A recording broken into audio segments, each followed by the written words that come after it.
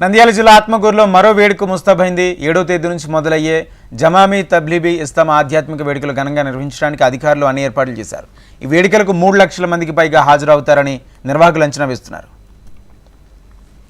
ముస్లిం minority ఆధ్యాత్మిక పండుగకు అధికార యంత్రాంగం సర్వం సిద్ధం చేసింది. ముస్లింలు భారీ సంఖ్యలో పాల్గొని ఈ వేడుకను విజయవంతం చేయాలని నిర్వాహకులు కోరుతున్నారు.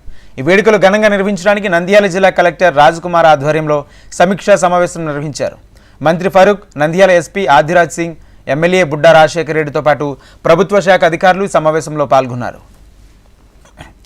ఈ నెల 7, 8, 9 తేదీల్లో జరిగే వేడుకలకు సుమారు 3 లక్షల మంది హాజరవుతారని నిర్వాహకులు అంచనా వేస్తున్నారు. హాజరయ్యే భక్తులకు భోజనం, వసతి, మంచినీరు, విద్యుత్, పార్కింగ్, పారిశుద్ధ్యంపై అధికారులు దృష్టి పెట్టారు.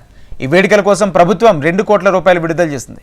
తమిళనాడు, కేరళ, మహారాష్ట్ర, కర్ణాటక రాష్ట్రాలతో పాటు తెలుగు రాష్ట్రాలకు చెందిన పలువురు ముస్లింలు ఈ వేడుకలకు హాజరు కానున్నారు. ఈ వేడుకల ఏర్పాట్లపై మైనార్టీ న్యాయశాఖ మంత్రి ఫరూక్ పర్యవేక్షిస్తున్నారు.